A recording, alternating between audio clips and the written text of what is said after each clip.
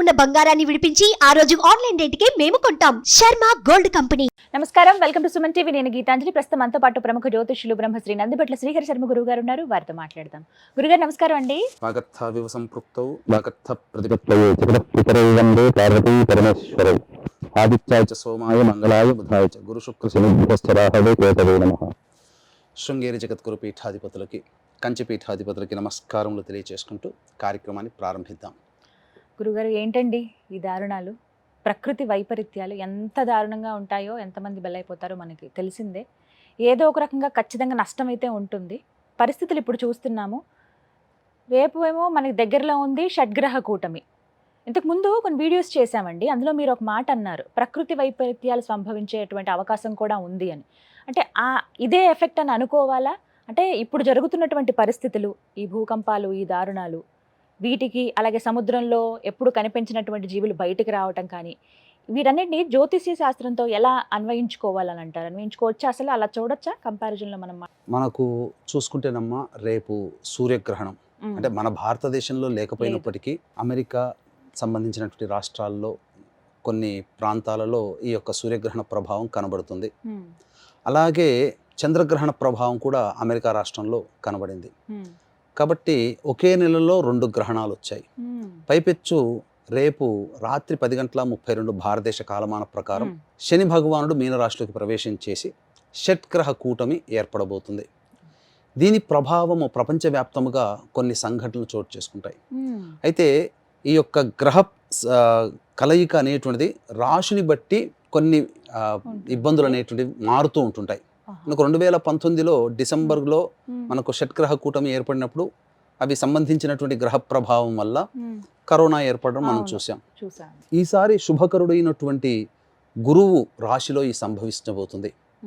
అయితే గత వారం 10 రోజుల కిందట అనుకుంటా మనమే ఈ కార్యక్రమం చేశాం. ఇందులో ఈ ప్రభావం ఉండడం వల్ల అనేక విపత్తులు జరుగుతాయని చెప్పి మనం తెలియచేసుకున్నాం. అయితే ఎంతోమంది మనకు తెలియచేశారు. అయితే మనం ఏంటంటే జ్యోతిష్య శాస్త్ర ప్రకారముగా దీనికి అన్వయించుకున్నాం. అంటే మళ్ళొక్కసారి గుర్తు చేసుకుందాం దానికి సంబంధించినటువంటి. ఎందుకనంటే 6 గ్రహాల కలయిక మీనరాశి, అది జలరాశి. ఈ జలరాశ్యాధిపతి అయినటువంటి గురువు స్థిర రాశిలో అనగా వృషభ రాశిలో సంచారం చేస్తూ చంద్ర నక్షత్రంలో ఉన్నాడు. చంద్రుడు కూడా జలరాశికి సంబంధించినటువంటి అధిపతి. ఇక ఈ సంబంధించినటువంటి కుజుడు స్తంభించి ఉన్నాడు.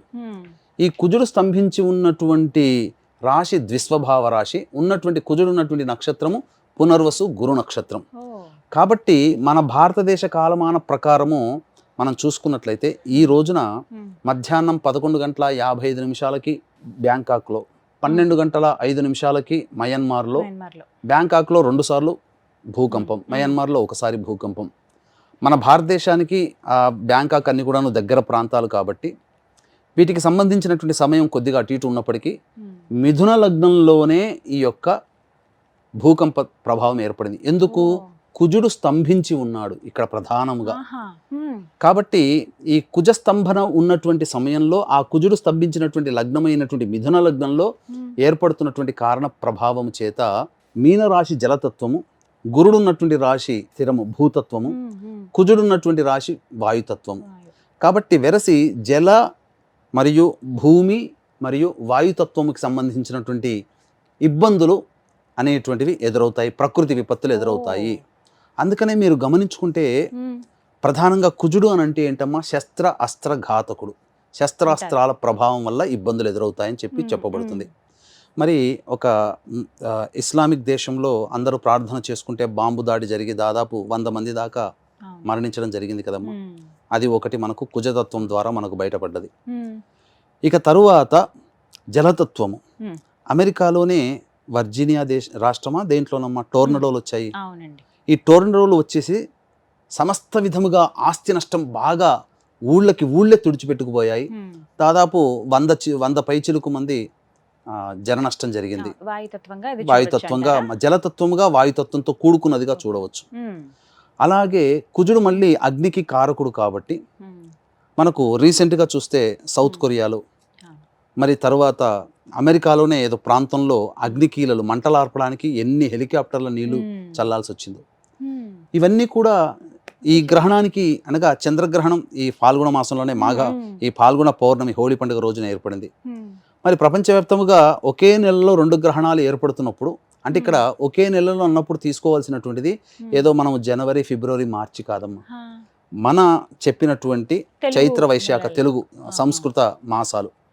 కాబట్టి పాల్గొన మాసంలో 2 గ్రహణాలు ఏర్పడుతున్నట్టు కాని చేత మనకు జరగలేదు కదా అని చెప్పేసేసి మనది కాని దాని గురించి మనము తక్కువ చేసి మాట్లాడుకోకూడదమ్మా. ప్రపంచవ్యాప్తంగా అందరూ మనం ఎలాగో వాళ్ళు అలాగే కదా.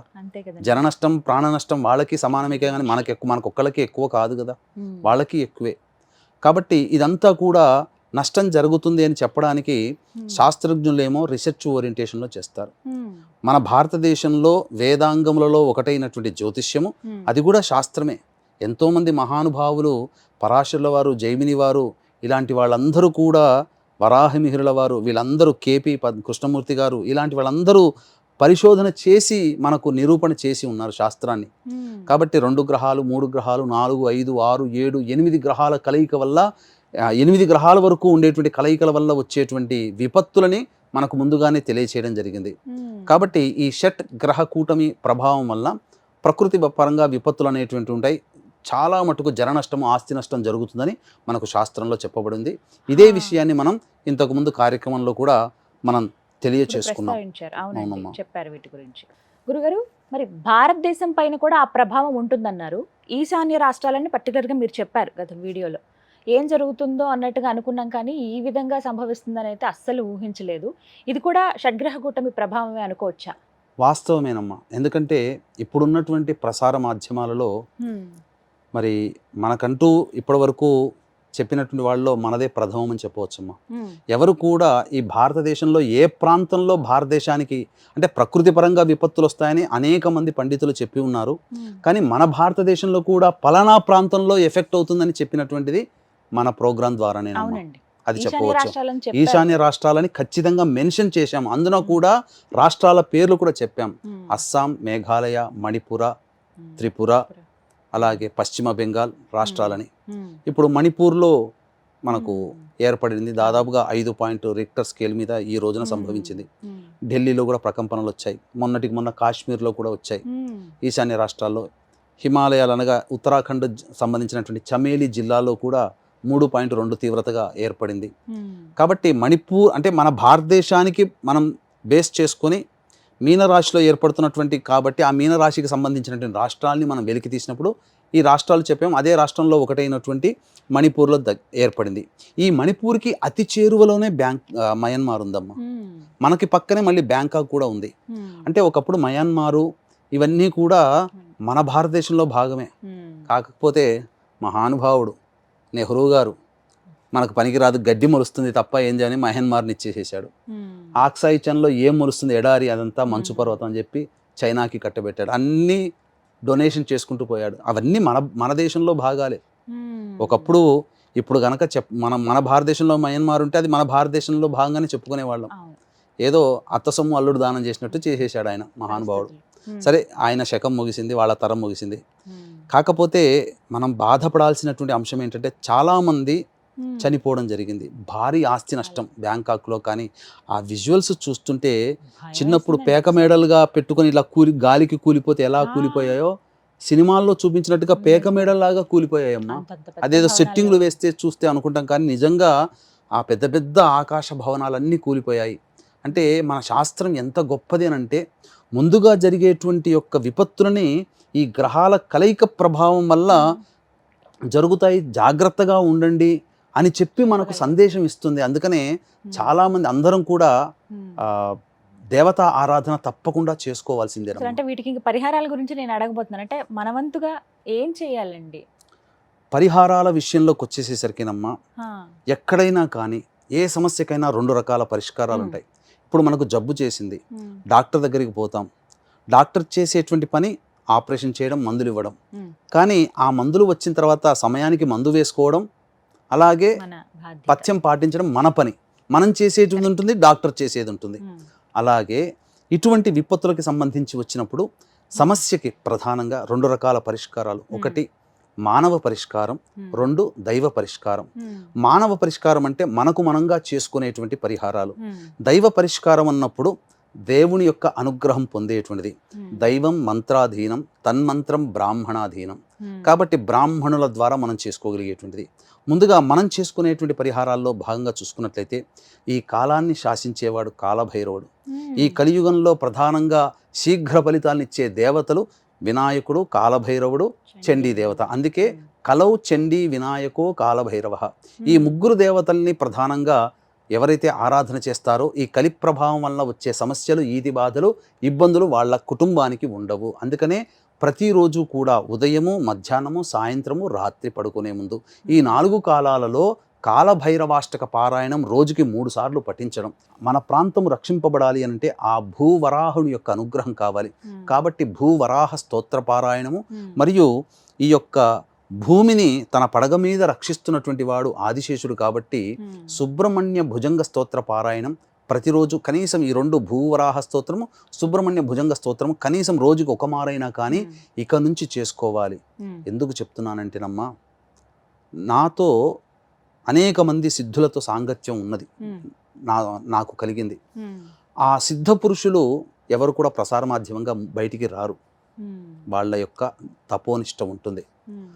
వాళ్లతో సంభాషణలు కొన్ని జరిపినప్పుడు కొన్ని అంతర్గతంగా మర్మగర్భంగా అనేక విషయాలు తెలిసాయి. ఏంటంటే రాబో 2027 లేదా 2028వ సంవత్సరం నుంచి మొదలుకొని ఒక పుష్కర కాలం పాటు అనేక విధాలుగా ప్రకృతి విపత్తులు కలుగుతాయి. అంటే ఒక పుష్కరం అంటే 2028 నుంచి 12 సంవత్సరాలు అంటే 2040 వరకు ఈ భూమి మీద చాలా మటుకు ప్రజలు నష్టపోతారు. భూమి ప్రకృతి విపత్తులకి లోనవుతుంది. శిష్ట రక్షణ, దుష్ట శిక్షణ జరిగి తీరుతుంది. దేవుని అనుగ్రహము, పుణ్యాత్ములు, పుణ్యం చేసుకున్న వాళ్ళు, దాన ధర్మాది కార్యక్రమాలు చేసుకున్న వాళ్ళు, దేవతా కార్యక్రమాలు చేసుకున్న వాళ్ళు, ఏ మతం వాళ్ళైనా వాళ్ళ మతానికి సంబంధించినటువంటి దేవుణ్ణి ఆరాధన విశ్వసించి ఖచ్చితంగా నిజాయితీగా చేసుకున్న వాళ్ళు, దైవ మార్గంలో ప్రయాణించే వాళ్ళు మాత్రమే ఈ భూమి మీద ఉంటారు. చక్కగా 4 రోజుల పాటు జీవితాన్ని గడుపుతారు. పాపాత్ములు ఎవ్వరూ కూడా మిగలరమ్మ. 2040 వరకు ఇది ప్రకృతి మనకు సూచించేటువంటి శాసనం. అందుకనే మీరు చూస్తున్నట్లయితే 2019 కరోనా దారభ్యత ప్రపంచవ్యాప్తముగా అనేకమైనటువంటి ప్రకృతి విలయాలు తాండవించాయి. 2022లో చైనా మన సంబంధించినటువంటి ఈ టర్కీ సిరియాలో భూకంపం మీకు గుర్తుందో లేదో, 2022 అక్టోబర్ 5వ తారీఖు రోజున ఎప్పుడో సూర్యగ్రహణం ఏర్పడింది. ఆ సమయంలో కూడా మీతో ఒక ప్రోగ్రాం చేయడం జరిగింది. గ్రహణ సందర్భంగా కొన్ని ప్రకృతి విపత్తులు ఏర్పడతాయి. అదే నెలలో మళ్ళీ చంద్రగ్రహణం కూడా వచ్చింది అని చెప్పడం జరిగింది. ఆ తదనంతరమే మళ్ళీ టర్కీ సిరియాలో భూకంపం ఏర్పడి 50,000 మంది పైచులకు ప్రాణాలు కోల్పోయారు. ఇది రికార్డులో ఉంటుంది. కాబట్టి గ్రహణాల ప్రభావము అనేటువంటిది అంత తేలిగ్గా తీసుకోకూడదు. ఎవరో చెప్తుంటారు సైన్స్లో ఉంటుంది, ఒక భాగం ప్రకృతిలో జరిగేదే, లైట్ తీసుకోండి అని అంటుంటారు. ఆ లైట్ తీసుకోండి అన్నవాడు వచ్చి ఇప్పుడు సమాధానం చెప్పమనండి. రేపు గ్రహణం ఏర్పడుతున్నప్పుడు ఏర్పడే సంఘటన ఏంటిది? ఇది శాస్త్రం కాదా? ప్రభావమేనమ్మా, అంతకు మించి ఇంకేముంటుందమ్మా? ఇంకా ఎలాంటివి చూడబోతున్నామండి? చెప్పాను కదమ్మా, 2028 నుంచి 12 సంవత్సరాల పాటు 2040 వరకు ప్రకృతి విపత్తులు ఏర్పడతాయి. కాబట్టి అందరూ కూడా దేవతానుగ్రహాన్ని పొంది తీరాల్సిందే. అందుకనే ఇవి ఇప్పటి వరకు మానవులుగా చేసుకోగలిగే పరిహారాలు చెప్పాను. దేవతా అనుగ్రహాన్ని పొందే పరిహారాల ద్వారా అనుకున్నప్పుడు ఈ సంబంధించినటువంటి ఎవరైనా కానీ దగ్గరలోని పండితుల చేత అవకాశం ఉన్నప్పుడల్లా కాలభైరవుడు, వినాయకుడు అనగా గణపతి హోమము, చండీ హోమం చేసుకుంటూ ఉంటుంటే ప్రపంచం శాంతిస్తుంది. ముఖ్యంగా దీన్ని దృష్టిలో పెట్టుకుని రేపు గ్రహణం ఏర్పడుతుంది కదా, అలాగే మా పీఠమాధ్వర్యంలో సంకల్ప సిద్ధి సంబంధించినటువంటి సర్వదోష నివారణ హోమాలు అనేటువంటివి చేయించడం జరుగుతుంది. శని మార్పు జరుగుతుంది కాబట్టి మొత్తం 12 రాశిలో జన్మించినటువంటి వాళ్ళకి కూడా ఇబ్బంది ఉంటుంది. కాబట్టి ఈ సంబంధించినటువంటి రేపు సాయంత్రం 7 గంటలకి కార్యక్రమం ప్రారంభమవుతుంది. 6 గంటల లోపల కార్యక్రమాల్లో గోత్రనామాదులు నమోదు చేసుకోవచ్చు. ఇది సర్వదోష నివారణ సంకల్ప సిద్ధి హోమాలు. ఇప్పుడు ఈ ప్రభావం ఏర్పడిన తర్వాత భగవదనుగ్రహం అందరికీ కలిగించాలనేటువంటి మరొక సదుద్దేశముతో కాలభైరవుడి యొక్క అనుగ్రహం కూడా అందరికీ ఉండాలి. కాబట్టి ఆ కాలభైరవుడే క్షేత్రపాలకుడుగా ఉండి అనునిత్యము కూడా అక్కడ నిలబడి శాసిస్తున్నటువంటి వాడు. ఆ క్షేత్రము కాశీ క్షేత్రంలో ఏప్రిల్ 18వ తారీఖు నుంచి సంవత్సరం పాటు ఈ కుటుంబ సభ్యుల గోత్రనామాదులతో ఒక్కొక్క క్షేత్రంలో సంవత్సరం పాటు సంకల్ప సిద్ధి సర్వదోష నివారణ కార్యక్రమాలు కూడా చేయించడం జరుగుతుంది. ముఖ్యంగా మృత్యుంజయ హోమం ఆయుష్ ఉండాలి, ఇచ్చిన ఆయుష్తో జీవించాలి. కాబట్టి ముఖ్యంగా ప్రతి నెల మృత్యుంజయ హోమం ఇలా 12 నెలల పాటు కుటుంబ సభ్యుల గోత్రనామములతో సామాన్య మానవుడు కూడా పాల్గొనే విధంగా ఈ యొక్క సంకల్ప సిద్ధి సర్వదోష నివారణ కార్యక్రమాలన్నిటి చేయించడం జరుగుతుంది. కాబట్టి అవకాశం ఉంటే ఆ కార్యక్రమంలో కూడా నమోదు చేసుకోవచ్చు. ప్రతి నెల వీడియోలు కూడా పంపించడం జరుగుతుందమ్మా. సాధారణంగా ఏమైనా గ్రహణాలు అవి ఉన్నప్పుడు 2 నుంచి 3 నెలల వరకు ఎఫెక్ట్ ఉంటుందని అంటారు కదండి మీరు. మరి ఇప్పుడు ఇది గ్రహణం లాగా చూస్తే గనక మనకి లేకపోయినా సరే, ఇప్పుడు అమెరికా ఆ దేశాల దగ్గర గ్రహణం ఉన్నప్పటికీ ఈ ప్రభావం ఎన్ని రోజుల పాటు ఉండే అవకాశం ఉందంటారు?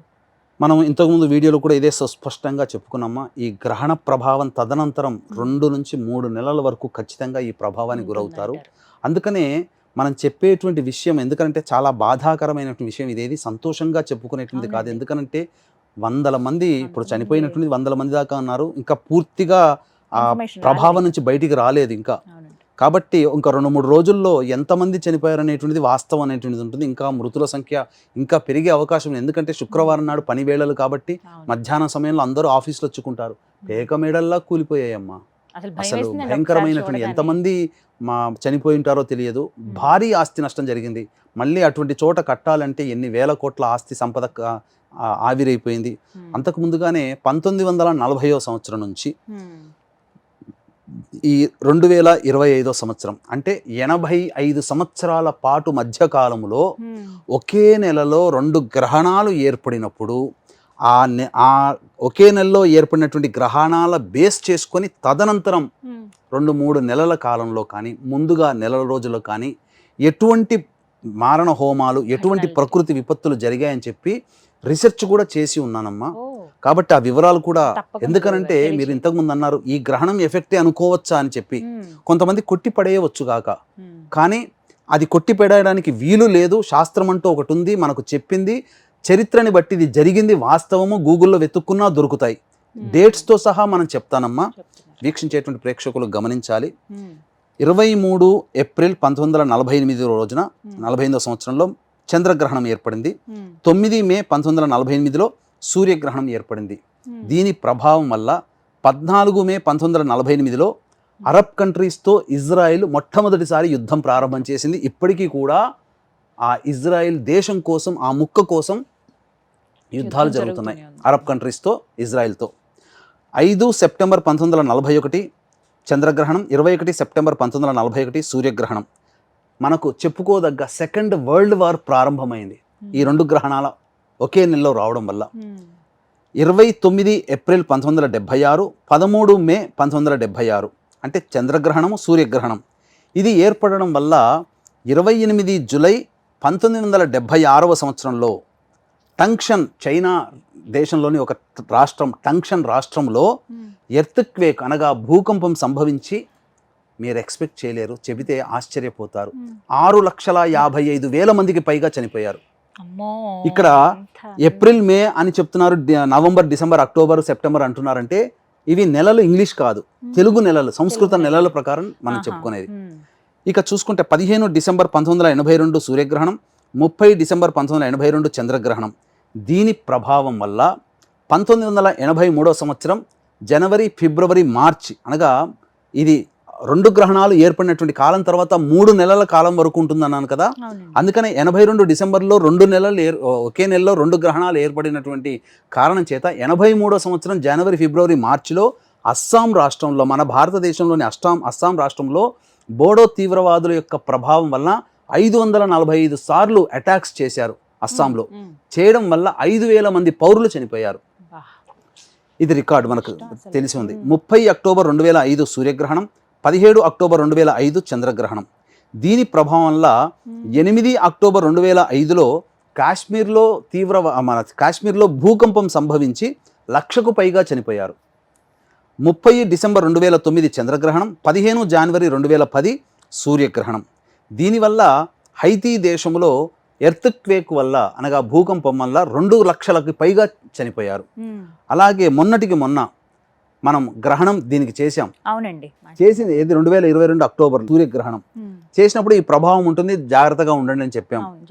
అప్పుడు 25 అక్టోబర్ 2022 సూర్యగ్రహణం, 8 నవంబర్ 2022 చంద్రగ్రహణం. దీనివల్ల టర్కీ, సిరియాలో ఇమీడియట్గా 50,000 మంది పైగా భూకంపంలో చనిపోయారమ్మా. 2022లో ఒకే నెలలో 2 గ్రహణాలు ఏర్పడ్డాయి. దాని తర్వాత మళ్ళీ ఇప్పుడు ఒకే నెలలో 2 గ్రహణాలు అనేటువంటివి ఈ సంబంధించినటువంటి పాల్గొన మాసంలో ఏర్పడుతున్నాయి. ఇప్పుడు ప్రకృతి విపత్తులు అనేక దేశాల్లో చూసాం. కాబట్టి ఇకనైనా కానీ మన దాకా రాలేదు, మనం సంతోషంగా అని కాకుండా ప్రపంచవ్యాప్తంగా వచ్చింది. రేపు పొద్దున మనకి, ఎందుకంటే ఈశాన్య రాష్ట్రాల్లో ఈ ప్రభావం ఉంటుంది, షడ్గ్రహ కూటమి భారతదేశానికి సంబంధించినప్పుడు మన భారతదేశానికి కూడా ఎఫెక్ట్ అయింది. మన భారతదేశం పక్కనే ఉంది, ఎంతో దూరంలో లేవు మయన్మార్, బ్యాంకాక్ దేశాలు. కాబట్టి మనము కూడా ఎఫెక్ట్ అవుతాం. కాబట్టి అందరూ కూడా దీన్ని సీరియస్గా తీసుకొని ఇంట్లో ప్రతినిత్యం కాలభైరవుని యొక్క ఆరాధన చేయండి. కాలాన్ని శాసిస్తాడు, మనల్ని రక్షిస్తాడు. మీకు మీరుగా చేసుకునే పరిహారాలు చేసుకోండి. రేపు ఏప్రిల్ 18వ తారీఖు నుంచి కాశీ క్షేత్రంలో జరిగేటువంటి సంకల్ప సిద్ధి సర్వదోష నివారణ కార్యక్రమాల్లో మీ కుటుంబ సభ్యుల గోతనామాలతో సంవత్సరం పాటు ప్రతి నెల కార్యక్రమాలు జరిపించడం జరుగుతుంది. దాని ద్వారా కూడా మీ కుటుంబ సభ్యులకి దేవతా రక్షణ కలుగుతుందని చెప్పవచ్చు. అవకాశం ఉంటే ఆ కార్యక్రమంలో కూడా మీ గోత్రనామాదులు నమోదు చేసుకోవచ్చు. ఏదైనా సరే మంచి జరగాలని కోరుకుంటాం, కానీ ఉపద్రవాలు తప్పవు అన్నప్పుడు దైవాన్ని చేరుకోవటమే తప్పనమ్మా. దైవాన్ని ఆరాధన అందుకనే పూర్వకాలంలో రాజులు పరిపాలన చేసేటప్పుడు అనేక విధాలుగా జపాది కార్యక్రమాలు ఇవన్నీ చేయించేవాళ్ళు. కరెక్ట్ అండి. అది అప్పుడు రాజులు పోయారు, రాజ్యాలు పోయాయి, ఇప్పుడు ప్రజలే రాజులు. కాబట్టి ఎవరికి వాళ్ళు వాళ్ళ కుటుంబ రక్షణ కోసం, ఆ కుటుంబ యజమాని ఆ కుటుంబానికి రాజే. కాబట్టి ఆ కుటుంబ రక్షణ కోసం పాటుపడాలి. ఆ పాటుపడి దేవతానుగ్రహాన్ని పొందే ప్రయత్నం చేయకపోతే భవిష్యత్తు అంధకారం అవుతుందని చివరిగా ఒక మాట అడుగుతాను. ఎక్కడో ఏదో జరుగుతుందని చెప్తున్నారు, ఇక్కడ మనం దైవాన్ని స్మరించినట్లయితే అది ఎలా ఆపగలుగుతాం, ఇది అసలు ఎలా సాధ్యమని అడిగే వాళ్ళు కూడా ఉంటారు. అందుకేనమ్మా పూర్వకాలంలో రాజులు బ్రాహ్మణులని పోషించారు. బ్రాహ్మణులు చేసేటువంటి కార్యక్రమంలో ప్రధానంగా ఏం తెలుసమ్మా, ఆ పోషణలో భాగంగా చాలామంది అనుకుంటారు ఉత్తగా కూర్చొని హాయిగా భుజించారు, హాయిగా ఉన్నారు బ్రాహ్మణులు, ఏ పని పాట లేకుండా అంటారు. వాళ్ళు దేశాన్ని కాదు ప్రపంచాన్ని రక్షించారు ఇక్కడ. ఎందుకనంటే వాళ్ళు నిత్యము అనుష్ఠానం చేసి వాళ్ళు చేసినటువంటి జపంలో దశాంశము ఈ భూమి క్షేమంగా ఉండాలని ఆ ధారాదత్తం చేశారు వారి యొక్క జప ఫలితాన్ని. కాబట్టి ఎన్ని ప్రకృతి విలయాలు వచ్చినా కానీ జననష్టం జరగకుండా కాపాడుకుంటూ వచ్చారు రాజ్యాలు, రాజులు. కానీ ఇప్పుడు బ్రాహ్మణులు అనేటువంటి వాళ్ళు, ఇంకా వీక్షించేటువంటి ప్రేక్షకుల్లో బ్రాహ్మణులు వైదిక కుటుంబంలో ఉన్నవాళ్ళు ఉంటే కనుక చేతులెత్తి నమస్కారం చేస్తున్నాను. ఇది నా మాటగా కాదు, దైవం మాటగా భావించి మీరు నిత్యం చేసేటువంటి యొక్క గాయత్రిలో ఒక 108 సార్లు ఇక నుంచైనా కానీ ఈ ప్రపంచవ్యాప్తముగా మన వాళ్ళందరూ క్షేమంగా ఉండాలనే ఉద్దేశంతో ఒక 108 సార్లు బ్రాహ్మణుగా పుట్టినందుకు బ్రాహ్మణ కర్తవ్యంలో పురహితము, ప్రజల్ని మంచిగా చూడడం, మంచిని కోరుకోవడం. కాబట్టి ఒక గాయత్రి చేసుకునే దాంట్లో 108 సార్లు చేసినటువంటి గాయత్రిని ప్రపంచ క్షేమం కోసం, ప్రకృతి విపత్తులు రాకుండా ఆ యొక్క ఫలితాన్ని ధారాదత్తం చేయండి భూమికి. తద్వారా ప్రకృతి విపత్తులు రాకుండా మనం అందరం కాపాడుకుంటాం. బ్రాహ్మణులుగా మనకిచ్చినటువంటి సంబంధించినటువంటి భగవంతుడు ఇచ్చినటువంటి అవకాశాన్ని సద్వినియోగపరుచుకొని ఈ జన్మ చరితార్థం చేసుకుందాం. ఆ విధంగా చేసుకుంటే మన మీద పెట్టినటువంటి శాస్త్రం ఏదైతే మనకు ఒక అధికారం ఇచ్చిందో ఆ అధికారాన్ని చక్కగా నిర్వర్తించుకున్న వాళ్ళమని చెప్పవచ్చు.